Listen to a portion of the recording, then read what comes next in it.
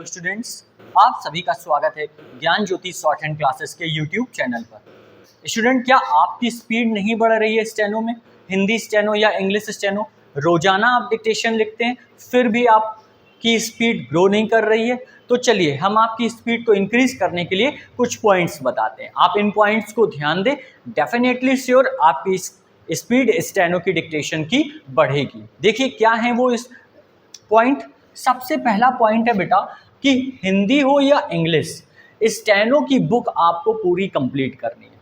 बेटा आपको बुक 50 या 60 एक्सरसाइज हिंदी स्टेनो में या फिर इंग्लिश में 100, 120, 125 एक्सरसाइज तक नहीं पढ़नी है। आपको हिंदी स्टेनो में 85 एक्सरसाइज हैं। आप यहाँ तक के सभी शब्द चिन्ह और आंकड़े बहुत अच्छे से याद करें। और इंग्लिश स्टेनो में 232 एक्सरसाइजेज हैं। यहाँ तक आप सभी phrases, contraction, special contraction, special word, सभी वर्ड और ग्रामर याद करें। पहला पॉइंट आपको ये याद रखना है बेटा कि आपको हिंदी और इंग्लिश स्टेनो की बुक पूरी कंप्लीट करनी है। दूसरा, प्रैक्टिस ढंग से करें।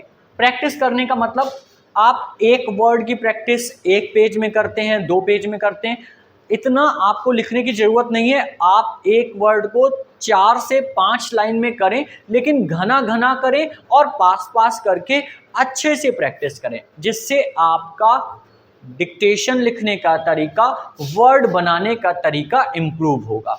ध्यान रखिए, प्रैक्टिस हमें अच्छे से करनी है। फिर आ रहा है बैठने और लिखने का तरीका सुधारें। बैठने और लिखने के तरीके से क्या मतलब है?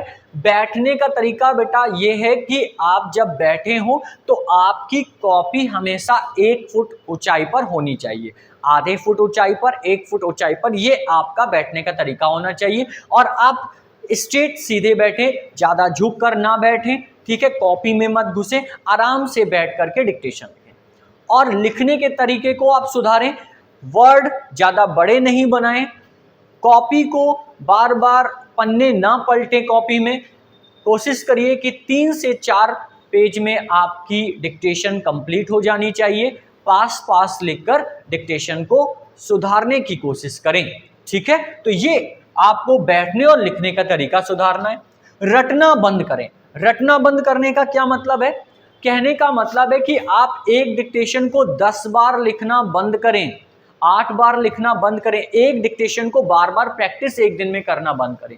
आप एक दिन में 2-3 डिक्टेशन लिखें, लेकिन एक डिक्टेशन को 10 बार ना लिखें। इससे आपका माइंड, सोचने की क्षमता और वर्ड बनाने की क्षमता सीमित हो जाएगी, क्योंकि आप उन्हीं वर्ड की प्रैक्टिस करेंगे, उन्हीं वर्ड को बनाएंगे जो आपने बार बार प्रैक्टिस की है या देखकर कहीं से कॉपी की है। इसलिए रटना बंद करें और आप अपने आप से वर्ड बनाना सीखें और डिक्टेशन अलग अलग रोज कम से कम 2 डिक्टेशन लिखें। यही आपका अगला पॉइंट है। रोज डिक्टेशन लिखें, कम से कम 2 डिक्टेशन लिखिए। अगर आप हिंदी लिख रहे हैं, हिंदी स्टेनो सीख रहे हैं, तो एक आप रामधारी से लिख लें, एक आप अनसीन मैटर लिखें। अगर आप इंग्लिश स्टेनो सीख रहे हैं तो आप एक केसी से लिख लीजिए, एक डॉक्टर बेस्ट से लिख लीजिए, या एक कोई प्रोग्रेसिव छोटी डिक्टेशन लिख लीजिए। एक डिक्टेशन आपको प्रैक्टिस वाली लिखनी है, एक अनसीन लिखनी है, जिससे आपका माइंड शार्प हो और नए वर्ड बनाने की क्षमता विकसित हो, ठीक है? पेंसिल बदल लें। ये एक पॉइंट इंपॉर्टेंट है कि अभी तक आपने देखा है और सभी टीचरों से सुना है कि आप स्टेनो की पेंसिल का यूज करें, लेकिन एक बार मेरे कहने पर आप एक बार पेंसिल चेंज करके देखिए। अप्सरा डार्क एब्सोल्यूट पेंसिल आती है, ये आप यूज करके देखिए। आपके स्क्रीन पर ये इमेज आ रही है, यहां पर आप देख सकते हैं कौन सी पेंसिल आपको यूज करनी है। इसको एक बार आप अपनी हैंड राइटिंग के लिए यूज करिए, डेफिनेटली आपको बहुत अच्छा लगेगा, आपकी स्पीड इंप्रूव होगी, बनाने का तरीका सुधरेगा। ऐसा मैं क्यों कह रहा हूं, इसके लिए मैं एक वीडियो बनाऊंगा और मैं आपको सभी चीजें बताऊंगा कि क्या डिफरेंस है अप्सरा स्टेनो पेंसिल में और अप्सरा डार्क एब्सोल्यूट में, ठीक है? अगर आप बेटा इन पॉइंट को फिर से मैं बता देता हूं, हिंदी और इंग्लिश स्टेनो की किताब पूरी पढ़ लें, प्रैक्टिस ढंग से करें, बैठने और लिखने का तरीका सुधारें, रटना बंद करें, रोज डिक्टेशन लिखें और पेंसिल बदलें। अगर इन पॉइंट को आप फॉलो करते हैं तो आपकी स्पीड बढ़ेगी, जरूर बढ़ेगी। आप इन पॉइंट को फॉलो करें और फिर अगर स्पीड नहीं बढ़ती है तो आप हमें कमेंट करके बताएं, और अगर आपकी स्पीड बढ़ रही है तब भी आप हमें कमेंट करके बताएं कि सर आपके बताए गए नियमों से हमें डिक्टेशन लिखने में इंप्रूवमेंट मिली है। ठीक है बेटा, मिलते हैं नेक्स्ट वीडियो में और हम आपको बताते हैं कि पेंसिल कौन सी यूज करनी है और बदलना क्यों जरूरी है।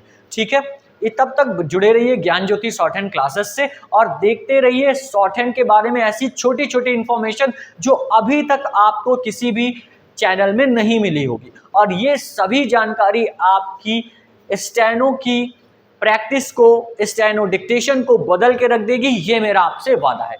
तब तक के लिए बाय बाय और जुड़े रहें ज्ञान ज्योति शॉर्ट हैंड क्लासेस से।